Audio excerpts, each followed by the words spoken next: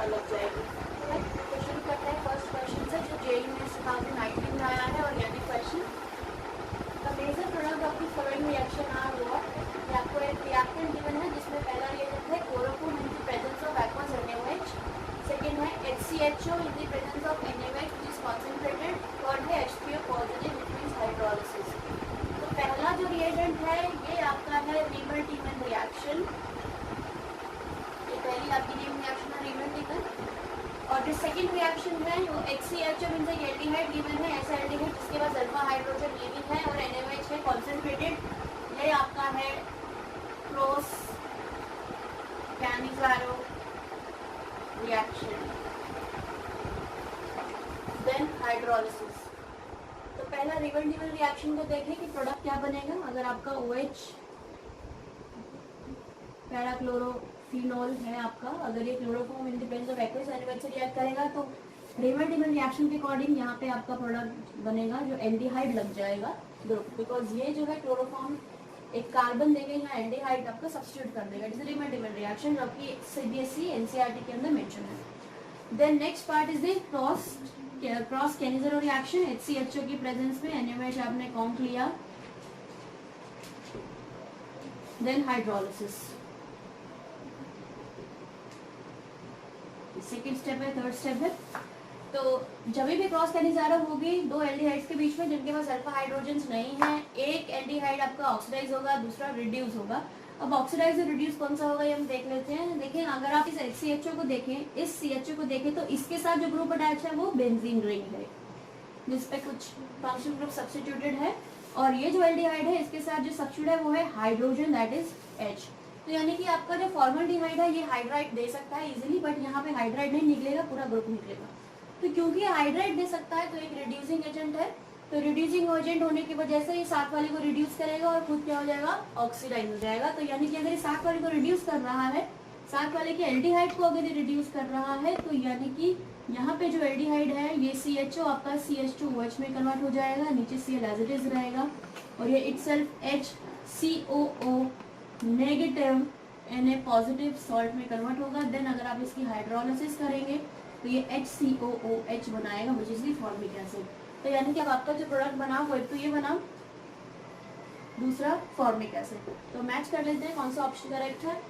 पहला option wrong है because यहाँ आपका कार्बोक्सिलिक एसिड है, सेकंड भी रॉन्ग है, थर्ड में Cl की जगह OH है, फोर्थ ऑप्शन आपका करेक्ट है जो एज इट इज हमारे प्रोडक्ट से मैच कर रहा है। तो basically D is the right answer. Next question, what will be the major product when metacresol is reacted with propyl bromide in presence of K2Cl3 in acetone। तो हमें बताना है कि जब इस रिएक्टेंट से आपका मेटाक्रेसोल रिएक्ट करेगा तो प्रोडक्ट क्या बनेगा। That is the propyl bromide in the presence of K2CO3। तो हम मेटाक्रेसोल बनाते हैं, कैसे बनेगा। ये मेटाक्रेसोल है, फिनोल के मेटा पोजिशन पे मिथाइल ग्रुप प्लस CH। इस रिएजेंट के रिएक्ट करने से पहले यहाँ गिवन है in presence of K2CO3 in acetone. जो K2CO3 है दैट इज योर बेस, ये बेस की तरह एक्ट करेगा और बेस का काम है प्रोटॉन निकालना। तो जो फिनोल के पास हाइड्रोजन है, ये एसिडिक H है, ये आपका बेस जो है निकाल देगा और यहाँ आपका जनरेट होगा phenoxide ion O negative CH3 plus now CH propyl bromide CH2Br, इसको हम इस तरीके से लिख देते हैं।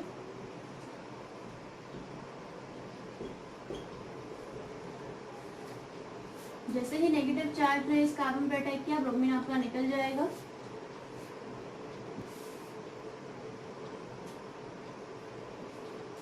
और ये बनेगा आपका oxygen CH2C triple bond CH। ये आपका डिजायर्ड प्रोडक्ट बना जो कि एक ईथर है। ये मैच कर लेते हैं हमारा किस रिएक्टेंट किस ऑप्शन से मैच हो रहा है। तो इधर यहाँ आपका लगना चाहिए CH3, यहाँ भी आपका CH3 लगेगा। तो चेक कर लेते हैं एक बार। ए ऑप्शन है आपका, बी ऑप्शन गलत है, यहाँ पे OH लगा है और ये जो ग्रुप है आपका इसके CH3 की जगह रिप्लेस हो गया। सेकंड भी रॉन्ग है, फोर्थ भी रॉन्ग है, फर्स्ट ऑप्शन करेक्ट है बिकॉज यहाँ पे आगे मीथर बन रहा है OCH2। इसको अगर हम देखें तो ये कार्बन है CH2, ये CCH, तो OCH2C ट्रिपल बॉन्ड CH, नीचे CH3। So A is the right answer जो आपका डिजायर्ड प्रोडक्ट इस क्वेश्चन में। Next question is the correct decreasing order for acid strength is, आपको 4 ऑप्शन गिवन है। तो आपको एसिड स्ट्रेंथ के लिए -I means negative inductive effect का कंपैरिजन करना पड़ेगा जो भी ग्रुप्स आपको मेंशन है, बिकॉज एसिड दोनों ही 2 कार्बन्स के हैं। फाइन, अब आपको जो 4 ग्रुप्स अलग अलग गिवन है वो है एक fluorine, chlorine, cyanide and nitro, fluoro chloro, cyanide and nitro, तो 4 ग्रुप्स गिवन है आपको। अब आपको ये देखना है कि इन चारों में से किसका सबसे ज्यादा -I इफेक्ट होगा। तो जिसका भी -I इफेक्ट ज्यादा होगा वो इलेक्ट्रॉन विड्रॉइंग उतना ज्यादा होगा, और जो जितने ज्यादा इलेक्ट्रॉन विड्रॉ करेगा उतना ही कार्बोक्सिलिक एसिड को एसिडिक वो बनाएगा। तो यहाँ पे अगर हम देखें ऑर्डर के हिसाब से हमारा NO2 सबसे ज्यादा -I इफेक्ट शो करता है, then CN group, then fluorine, after that chlorine. तो यानी कि आपका यही ऑर्डर रहेगा एसिडिक स्ट्रेंथ का भी कि NO2 वाला एसिड ज्यादा स्ट्रॉन्गर एसिड है, then cyanide, then fluorine and then chlorine. अब ऑप्शन अगर हम देखें तो फर्स्ट में फ्लोरीन आ गया, दैट इज रॉन्ग। सेकंड में साइनाइड, अगेन रॉन्ग। थर्ड में सबसे स्ट्रॉन्ग NO2 है, अब चेक करते हैं NO2, then NC, cyanide, CN या आइसोसाइनाइड, एक ही बात, साइनाइड हो चाहे आइसोसाइनाइड हो दोनों का स्ट्रेंथ सेम रहेगी। देन अगर हम साइनाइड और आइसोसाइनाइड में कंपैरिजन करेंगे तो आपका आइसोसाइनाइड ज्यादा रहेगा, बिकॉज साइनाइड ज्यादा रहेगा क्योंकि साइनाइड में जो आपकी कनेक्शन है वो N से है और आइसोसाइनाइड में कार्बन से है। तो N और कार्बन में अगर कंपैरिजन करें तो नाइट्रोजन ज्यादा इलेक्ट्रोनेगेटिव है as compare to the carbon. तो NC और CN में अगर हमारा कंपैरिजन जाएगा तो NC ज्यादा -I इफेक्ट शो करेगा।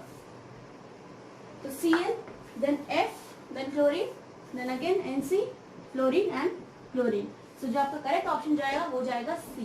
सो C is the correct option जो एसिड स्ट्रेंथ आपको डिनोट कर रहा है। Next question number 4, consider the following reactions. आपको A अननोन कंपाउंड गिवन है और आपको ये पहचानना है कि ऐसा इन चारों ऑप्शन में से कौन सा A ऐसा कंपाउंड है जो B से C से D में कन्वर्ट हो रहा है, और जो D है D में आपको कुछ गिवन नहीं है, बस ये गिवन है कि वो टर्बिडिटी दे रहा है इन 5 मिनट्स।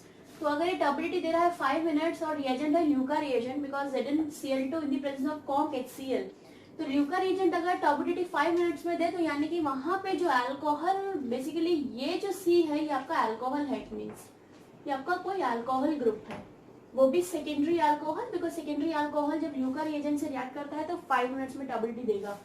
तो अगर ये अल्कोहल है, इससे पहले जो B रहेगा वो कुछ ना कुछ या तो कीटोन रहेगा या एल्डिहाइड रहेगा या कार्बोक्सिलिक एसिड रहेगा, तीनों में से कोई भी एक चीज रहेगी। देखो एसिड, अगर हम सोडियम बोरोहाइड्राइड लें तो वो एसिड नहीं होगा, एसिड से थोड़ा एक कम, यानी कि वो या तो एल्डिहाइड होगा या कीटोन होगा जो सोडियम बोरोहाइड्राइड से रिएक्ट कर रहा है, बिकॉज सोडियम बोरोहाइड्राइड एक रिड्यूसिंग एजेंट तो है बट थोड़ा माइल्ड है as compare to the lithium aluminium hydride. So it means यहाँ तो कोई कीटोन है या यहाँ पे कोई एल्डिहाइड है जो रिड्यूस होकर आपको अल्कोहल दे रहा है, और ये जो अल्कोहल बनेगा वो किसी A से बनेगा, A रिएक्टेंट से बनेगा। इन चारों में से आपको पहचानना है कि A कौन सा है। अब जो A है वो आपका सिल्वर ऑक्साइड से रिएक्ट करके PPT दे रहा है, तो यानी कि A जो है, जो रिएक्शन है A की सिल्वर ऑक्साइड के साथ PPT देने की, इट मींस जो A है ये आपका कोई ट्रिपल बॉन्डेड आपका कोई हाइड्रोकार्बन है। फाइन, कौन सा ट्रिपल बॉन्ड? वो ट्रिपल बॉन्ड जिसके पास टर्मिनल हाइड्रोजन हो।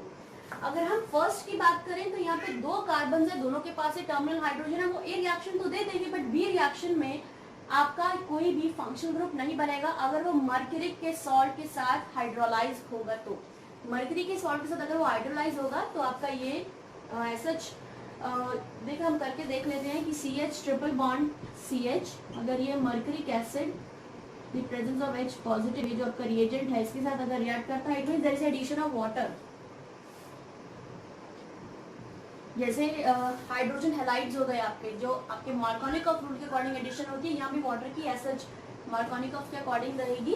तो देखें तो ये बनेगा CH2 डबल बॉन्ड CHOH, इस तरीके से एडिशन रहेगा। यानी कि B जो बना वो आपका कोई फंक्शनल ग्रुप नहीं बना, ना तो कीटोन बना ना ही एल्डिहाइड बना, जो कि क्योंकि C में आपको अल्कोहल आ रहा है, सी में अगर अल्कोहल बन रहा है सोडियम बोरोहाइड्रेट से, it means B it should be the इधर कीटोन और द एल्डिहाइड, बट यहाँ पे बी बना आपका डबल बॉन्ड CH-OH, यानी कि ये कोई कीटोन या एल्डिहाइड नहीं बन रहा है। और यहाँ पे आपका टॉटोमरिज्म भी नहीं हो सकती है। टॉटोमरिज्म के लिए एक कार्बन चाहिए आपको इसके साथ में, फाइन। तो क्योंकि यहाँ पे टॉटोमरिज्म भी नहीं हो सकती है, ये आपका एक तरीके से डबल बॉन्डेड हाइड्रोक्सी ग्रुप है, इनोल स्ट्रक्चर है ये इन है, ये ऑल है, यानी कि एक अल्कोहल है और डबल बॉन्ड है, तो ये इनोल स्ट्रक्चर कीटो में कन्वर्ट नहीं हो सकता। तो यानी कि फर्स्ट ऑप्शन तो आपका रॉन्ग हो गया। लेकिन अगर हम कंसिडर करें सेकंड ऑप्शन को, सेकंड ऑप्शन में तो टर्मिनल हाइड्रोजन ही नहीं है उन कार्बन के पास जो ट्रिपल बॉन्डेड है, तो यानी कि सेकंड ऑप्शन भी रॉन्ग हो गया। अब जरा हम डी ऑप्शन में देख लें, तो डी ऑप्शन डबल बॉन्ड है, ये भी रॉन्ग है। डबल बॉन्ड आपका सिल्वर ऑक्साइड सिल्वर के सॉल्ट के साथ या सिल्वर ऑक्साइड के साथ रिएक्शन नहीं देगा। तो सी को अगर हम ट्राई करके देखें, तो सी में आपका एक टर्मिनल हाइड्रोजन है, सी ट्रिपल बॉन्ड, सी नेगेटिव, Ag पॉजिटिव, ये सिल्वर से रिएक्ट करके इस तरीके से सॉल्ट बनाएगा जो कि व्हाइट कलर का होगा, व्हाइट पीपीटी देगा ये, यानी कि सिल्वर सॉल्ट पर रिएक्ट कर रहा है क्योंकि इसके पास टर्मिनल हाइड्रोजन है। अब यही कंपाउंड अगर मरकरी के सॉल्ट से रिएक्ट करेगा और हाइड्रोलाइज होगा, तो CH3C triple bond CH Hg2 positive H positive, ये बहुत इंपॉर्टेंट या मोस्ट इंपॉर्टेंट रिएक्शन है जो बहुत बार पूछी गई है। ये आपका C again double bond CH2OH, Markovnikov rule के अकॉर्डिंग एडिशन होगी। अब यहाँ पे आपका टोटोमराइज्म हो जाएगा, that is the keto enol tautomerism, यानी कि यहाँ पे जो आपका ये हाइड्रोजन है H का, वो इस कार्बन में चला जाएगा और ये डबल बॉन्ड इस तरफ शिफ्ट हो जाएगा। तो बना CH3C double bond O CH3, तो ये आपका बन गया एसीटोन, ये एसीटोन आपका बन गया। देन ये एसीटोन अब अगेन यानी कि बी आपका कोई कीटोन या एल्डिहाइड में से फंक्शनल ग्रुप बन गया, दैट इज द कीटोन।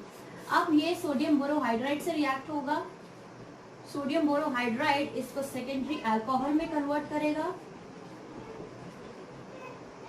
ये आपका सेकेंडरी अल्कोहल है जो ल्यूका रिएजेंट की प्रेजेंस में टर्बिडिटी देगा इन 5 मिनट्स। इट मींस आपका करेक्ट ऑप्शन कौन सा जाएगा, that is the C is the correct answer. Next question thermodynamics chapter से है। क्वेश्चन है which one of the following equations does not correctly represent the first law of thermodynamics for the given processes involving an ideal gas? Assume non expansion work is 0. 4 options given है, आपको ये बताना है चारों option में से कौन सा ऑप्शन इनकरेक्ट है regarding the first law of thermodynamics for the ideal gas. Fine, तो according to the first law of thermodynamics the equation is delta U is equals to heat plus work done और Q plus W। ठीक है, तो अब हमें इन चारों options को देखना है कि कौन सा ऑप्शन इस लॉ को फॉलो नहीं करना फॉर एन आइडियल गैस।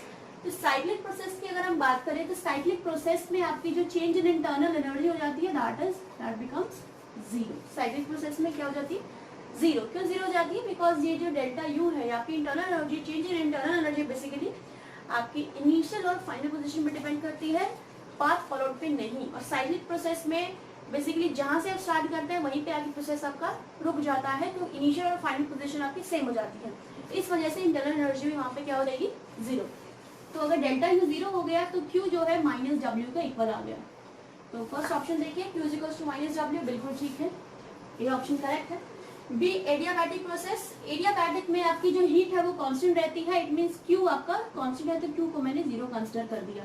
अगर आपकी हीट कांस्टेंट है Q 0 है तो डेल्टा U आपका W का इक्वल हो जाएगा, वर्क डन के इक्वल हो जाएगा।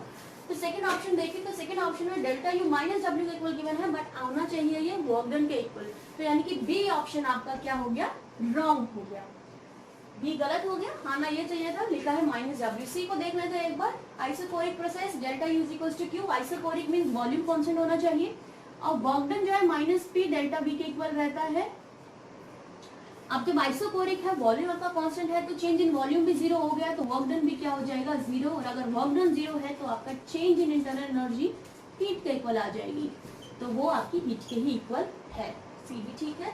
डी ऑप्शन है आइसोथर्मल प्रोसेस, आइसोथर्मल प्रोसेस में अगेन आपकी इंटरनल एनर्जी जो है वो सेम रहती है, चेंज नहीं रहती तो इट मीन्स आपकी जो चेंज इन इंटरनल एनर्जी हुई वो जीरो के इक्वल हो जाएगी, क्योंकि जब आइसोथर्मल है, टेम्परेचर कांस्टेंट है, तो इनिशियल इंटरनल एनर्जी और final internal energy that will be the same, तो it means change in internal energy will be the zero.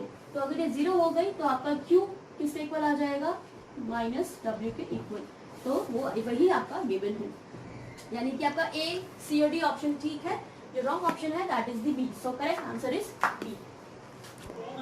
Next question is the MOND process is used for which process. आपको चार option given है, first is the purification of nickel, second is the extraction of molybdenum, C purification of zirconium and titanium, and D is the extraction of zinc. तो जो आपका MOND process है वो आपको याद रख लेना है कि ये आपका प्योरिफिकेशन ऑफ निकल के लिए यूज होता है, बेसिकली इसी के लिए। जिरकोनियम और टाइटेनियम के लिए आपका होता है van Arkel process, van Arkel process, fine. तो MOND प्रोसेस जो है आपका प्योरिफिकेशन ऑफ निकल के लिए है, तो करेक्ट ऑप्शन ए है। अब देखो MOND प्रोसेस में होता क्या है कि आपका जो क्रूड निकल है, जो इम्प्योर निकल है, उस इम्प्योर निकल को ये एक तरीके की वेपर फेस में फाइनिंग है, वेपर फेस मतलब वेपर्स में कन्वर्ट करती है। प्योर निकल को कार्बोनिल गैस से रिएक्ट कराया जाता है, ये इम्प्योर है, ये क्रूड निकल है, ये इम्प्योर निकल है, जहां पे आपका कंपाउंड बनता है निकल कार्बोनिल NiCO4, इस तरीके से या तो बन गया निकल कार्बोनिल। अब ये जो निकल कार्बोनिल है, ये निकल कार्बोनिल हाई टेम्परेचर पे डिकम्पोज हो जाता है, स्टेबल नहीं रहता, यानी कि 460 to 470 केल्विन के टेम्परेचर पे ये स्टेबल ना रह के डिकम्पोज हो जाता है, और जैसे डिकम्पोज होता है निकल बाहर आ जाता है और कार्बोनिल गैस आपकी निकल जाती है, यानी कि अब जो निकल इस कंपाउंड में से निकलेगा वो कैसा निकलेगा, प्योर। कैसे, क्योंकि जो इम्प्योर निकल है उसमें निकल की इम्प्योरिटीज रिएक्ट नहीं करेगी कार्बोनिल गैस के साथ या कार्बन मोनोऑक्साइड के साथ, सिर्फ निकल ही करेगा जो इम्प्योर है, यानी कि जो इम्प्योर निकल है उसमें प्रेजेंट प्योर निकल ही कार्बोनिल से रिएक्ट करेगा, not the impurities.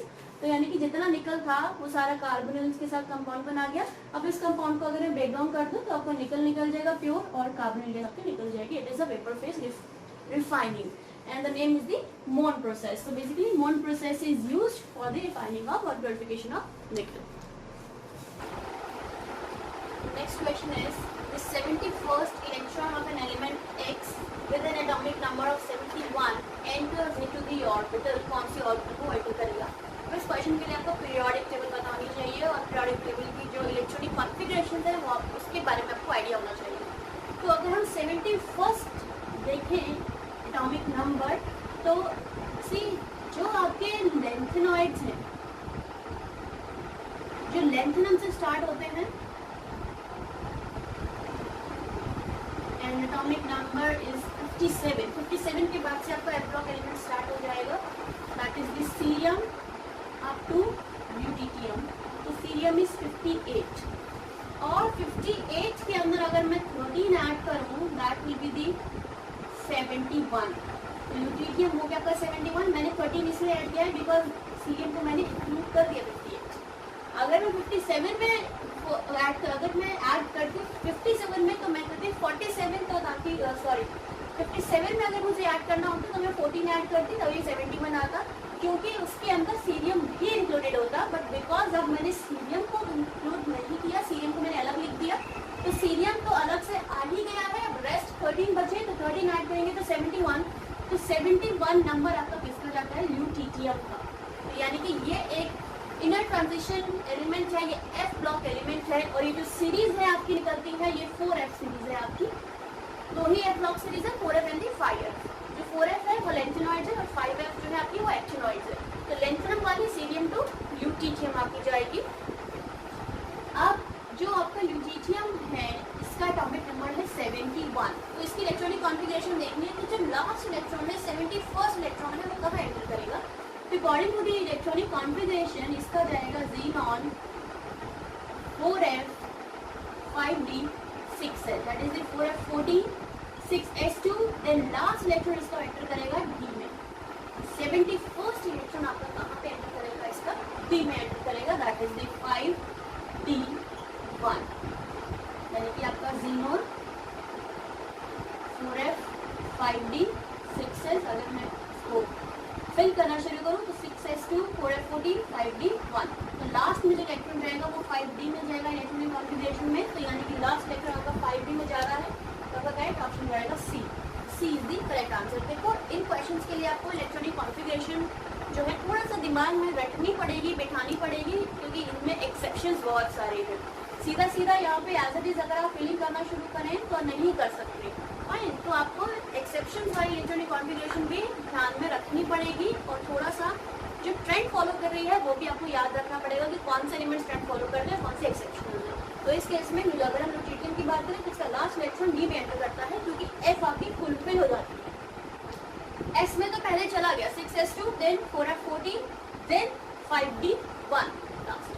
Fine, so न्यूट्रिटियन का जो 71st लेक्चर है किसमें जाएगा, 5।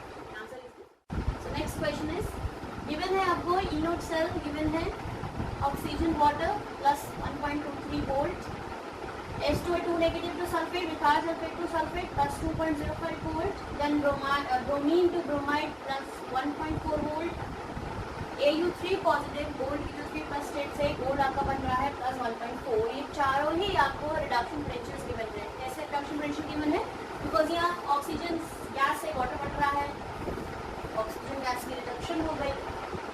H2O2 नेगेटिव से सल्फेट बन रहा है, सल्फर का यहाँ पे भी आपका बेसिकली ऑक्सीजन कम हो गया है, ये आपका रिडक्शन पोटेंशियल है। थर्ड, ब्रोमीन से आपका ब्रोमाइड बन रहा है, रिड्यूस हो रहा है ब्रोमीन भी यहाँ पे, ये भी आपके यहाँ पर रिडक्शन पोटेंशियल है। देन AU3 पॉजिटिव से AU बन रहा है, ये भी अगेन गोल्ड आपका रिड्यूस हो रहा है, ये भी आपका रिडक्शन पोटेंशियल है। ये चारों ही आपकी रिडक्शन पोटेंशियल्स की वैल्यूज की वैल्यू, और इन चारों ही रिडक्शन पोटेंशियल्स की टर्म में आपको बताना है कि स्ट्रॉन्गेस्ट ऑक्सीडाइजिंग एजेंट कौन सा होगा। तो जब भी आपको इनोट वैल्यूज रिडक्शन पोटेंशियल्स की टर्म में गिवन हो तो याद रखना कि जितनी ज़्यादा पॉजिटिव वैल्यू होगी आपकी इनोट की, उतना ही स्ट्रॉन्ग ऑक्सीडाइजिंग एजेंट होगा, और जितनी नेगेटिव वैल्यू होगी इनोट की, वो इतना ही स्ट्रॉन्ग रिड्यूसिंग एजेंट होगा। तो इस केस में हमें पूछा गया है कि स्ट्रॉन्गेस्ट ऑक्सीडाइजिंग एजेंट कौन सा है, तो जितना ज़्यादा वो पॉजिटिव होगा रिड्यूसिंग एजेंट या रिडक्शन के टर्म्स में जितना ज़्यादा पॉजिटिव होगा वो उतना ही स्ट्रॉन्ग ऑक्सीडाइजिंग एजेंट होगा। यानी कि सारी आपको रिडक्शन पोटेंशियल गिवन है, रिडक्शन पोटेंशियल जितना पॉजिटिव है वो उतना ही अच्छा ऑक्सीडाइजिंग एजेंट है। तो सबसे पॉजिटिव जो आपकी वैल्यू है वो देखें जरा हम, वो आपकी H2O2 नेगेटिव से सल्फेट में जा रही है जो प्लस 2.05 है, यानी कि यही आपका स्ट्रॉन्ग ऑक्सीडाइजिंग एजेंट होना चाहिए। तो ऑक्सीडाइजिंग एजेंट में देख लेते हैं हम, सी ऑप्शन आपका करेक्ट जाएगा, बिकॉज H2O2 नेगेटिव इसमें गिवन है। तो चीज़ याद रखना कि सबसे पहली बात सारी पोटेंशियल्स वैल्यूज को, सेल पोटेंशियल या इनोट इलेक्ट्रोड पोटेंशियल्स वैल्यू को या तो आप उसको एक ऑक्सीडाइजिंग टर्म्स में कन्वर्ट कर दें या रिडक्शन टर्म में, या तो ऑक्सीडेशन टर्म में कन्वर्ट करें या रिडक्शन टर्म में। अब देखो जब हमने यहाँ पे चेक कर ही लिया कि सारी की सारी आपकी रिडक्शन टर्म्स में गिवन है, यानी कि आपकी स्पीशीज जो गिवन है वो रिड्यूस हो रही है, यानी कि सारे आपके रिडक्शन पोटेंशियल्स गिवन है। और जब रिडक्शन पोटेंशियल्स गिवन हो तो रिडक्शन पोटेंशियल की वैल्यू जितनी ज़्यादा पॉजिटिव होगी वो उतना ही स्ट्रॉन्ग ऑक्सीडाइजिंग एजेंट है, और जितनी ही नेगेटिव होगी वो इतना ही स्ट्रॉन्ग रिड्यूसिंग एजेंट है। तो यानी कि यहाँ पे सबसे ज़्यादा पॉजिटिव वैल्यू H2O2 नेगेटिव की है, सल्फेट की है, तो ऑप्शन में क्या जाएगा, सी H2O8